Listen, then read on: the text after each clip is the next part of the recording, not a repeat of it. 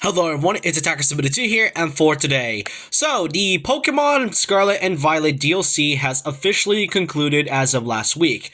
Well, I wouldn't really say concluded since there is still one more thing they have to do by January, but for now, welcome to my review video, this time of me reviewing the Pokémon Scarlet and Violet DLC, The Hidden Treasure of Area Zero, split into two parts with the Teal Mask and the Indigo Disk. So first of all, before I start, I want to say that I deeply apologize for the lack of videos these past few days. I have been trying to spend time with my friends and family, along with the fact that, it was Christmas and all. I gotta take a break from videos every now and then. And second of all, these are my personal thoughts and opinions on how I feel about the DLC. I'm just gonna be talking about things from basically what kind of content does this DLC have, from the story, the characters, and, obviously most notably the performance and such. And I hope you guys enjoy this, and so with that, let's not waste time. Let's get reviewing Pokemon Scarlet and Violet, The Hidden Treasure of Area Zero.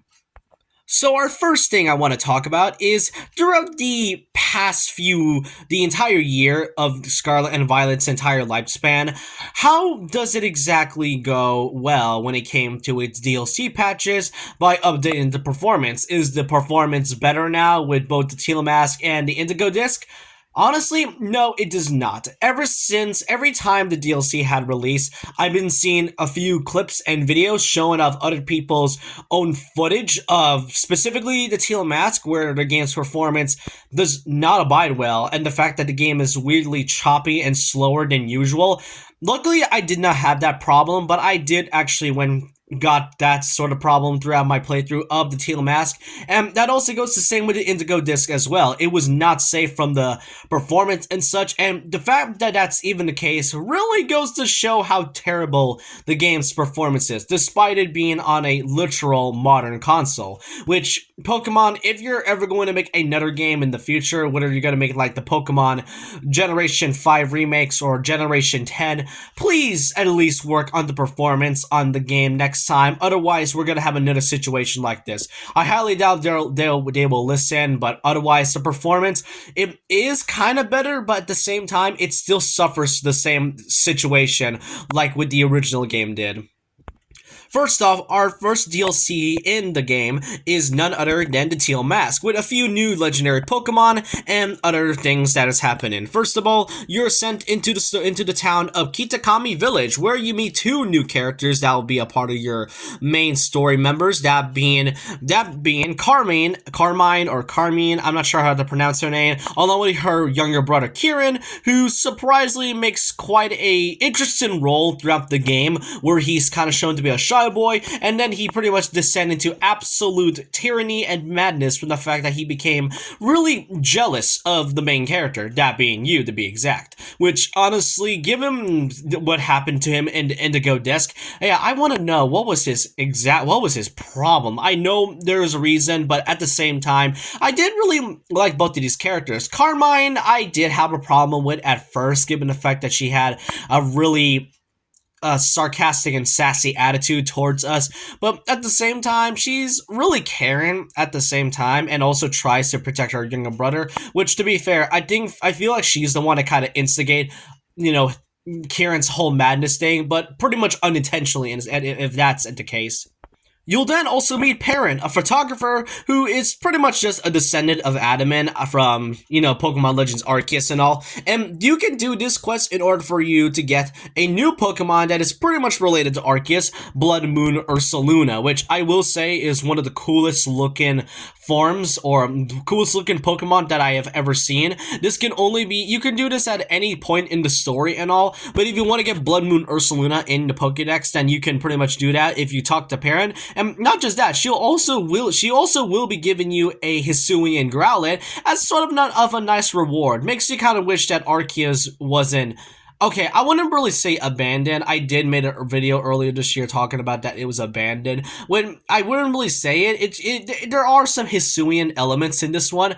I just kind of wish it was not exactly forgotten by Game Freak. But otherwise, I do really like some of the characters and the new Pokemon they've added. And speaking of the main legendaries, that being the Loyal 3 and the mascot of the Teal Mask, Ogerpon. I genuinely like the story about Ogerpon and the Loyal 3. The thing about it though is that we know that the Loyal 3 are bad guys, given the fact that Ogerpon's backstory was surprisingly sad to see. And Ogerpon is a pretty cool character. I do like the different types of masks that Ogerpon wields.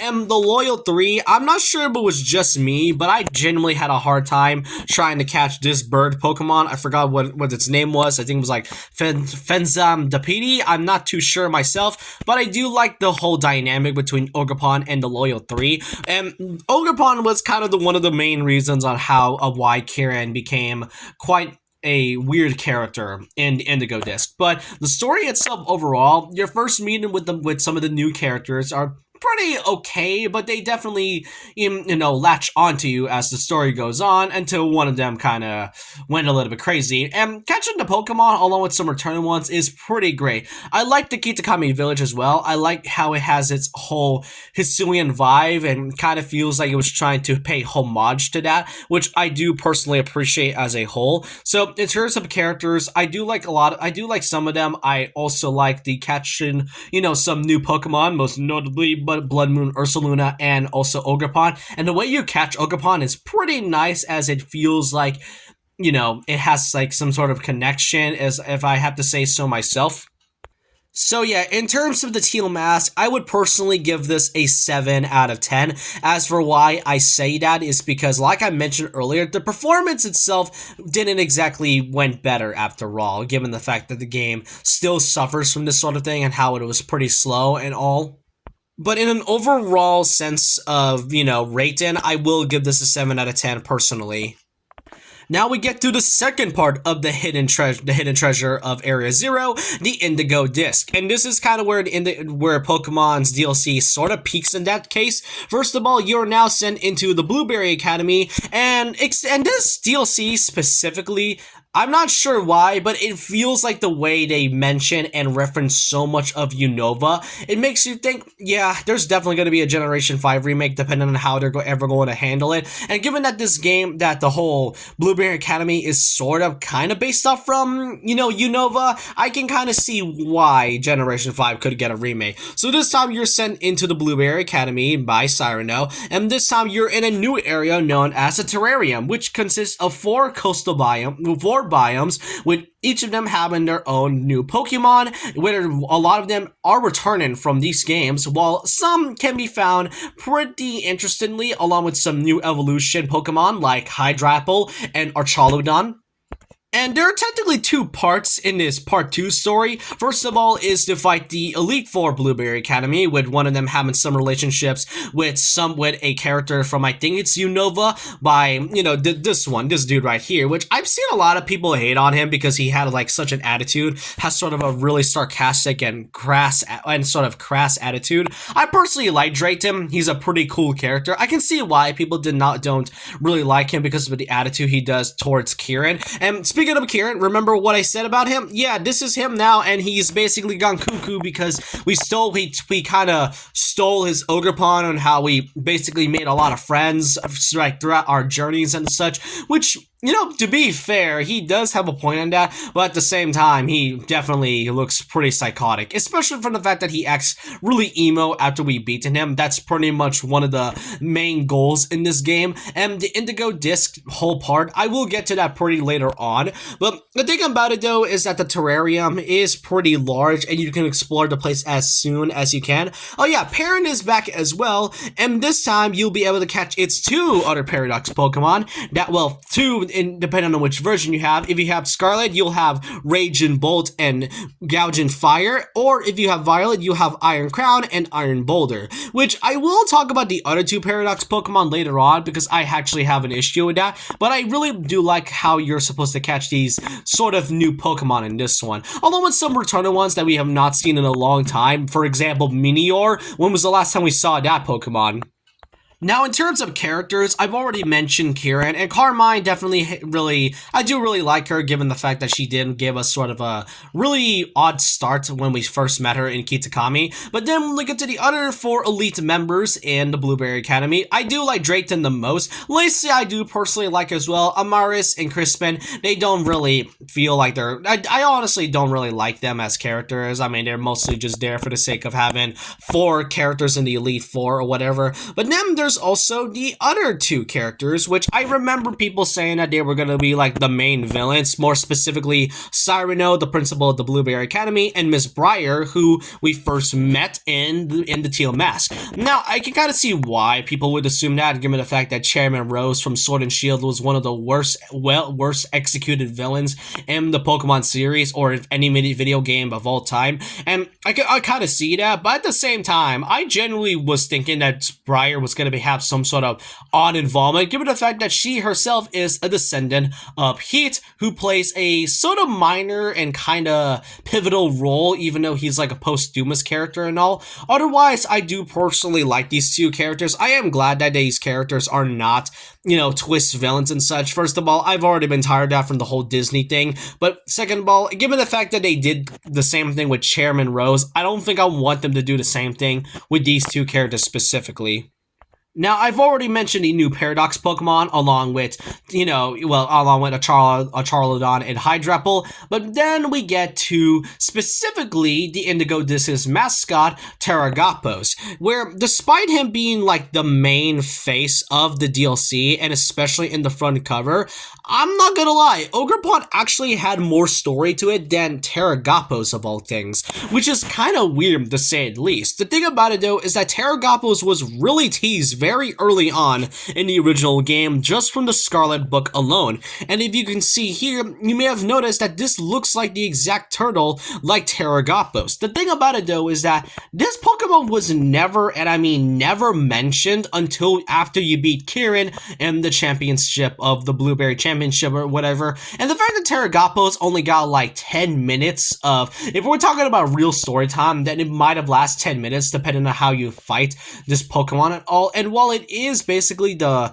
sort of main Pokemon, and I do really like its design for what it is, I really wish we know more about it, which was kind of weird because Terragapos did first appear in Pokemon Horizons, which featured the new character, and Terragapos seems to have more of a pivotal role in that one than the actual game. It makes me think that Terragapos was an anime-only original Pokemon, and this Pokemon was added into DLC for the sake of, I don't know, basically advertisement for the Pokemon Horizons anime.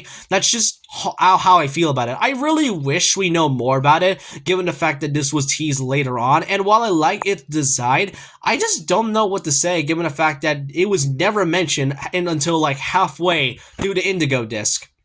Now, I've already mentioned some of my problems with the performance, how some of the characters feel kind of flat, and then Terragapos as a whole, but then there's another issue I have with this, and that's from the Walk and Wake and Iron Leaves Pokemon that you'll get in this game. Now, the thing about it though is that these two are in the Blueberry Pokédex, but they don't technically count in some cases. There are technically a total of 240 Pokemon in the Blueberry Pokédex, but the two new ones that were added by the end was Walk and Wake and Iron Leaves. The thing about it though is that they are never mentioned or seen in the story or even talked about, despite we having Pokemon like Iron Boulder or Gouging Fire and whatnot. Meanwhile, Walk and Wake and Iron Leaves, they only appear in a Terra Raid event earlier this year, and the fact that they don't really get as much mention aside from their Pokedex entry is kind of strange, don't you think? Not just that, these two are technically mythical Pokemon, because if you don't have these Pokemon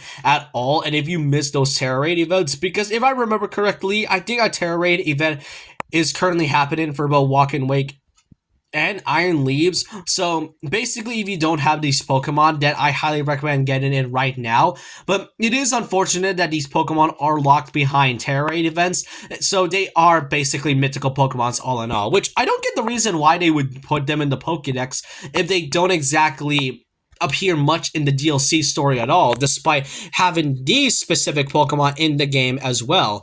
But yeah, overall, that is basically my review on the Pokemon Scarlet and Violet DLC, The Hidden Treasure of Area Zero. Now, for the Indigo Disk, personally, I will give it as a 6 out of 10. It's pretty low than what the Teal Mask is, because unlike Terragapos, where we barely get to know much, Ogerpon at least had semblance of story, and we actually get to know why the character was hated, or the fact of how, the character Pokemon was treated to begin with. But either way, overall in this DLC, I will actually give this just a 7.3 out of 10. That's pretty low for me, and that's just mostly because the performance issue is still still an issue in this game, despite it being, being pretty doable to fix. And like I mentioned earlier in the very beginning of the video, there's still one more thing they have to do by January, and pretty much Pokemon Scarlet and Violet is done for. And there is some post-game content right after you beat the Indigo Disk. I think I forgot to mention that, but I won't go into it, honestly. I will talk about that later on in the future, but I hope you guys enjoyed this video. And so with that, leave a like, comment, subscribe, hit the notification bell for more videos, follow my Twitter, and I'll see you guys next time. And remember this, once a legend, always a legend.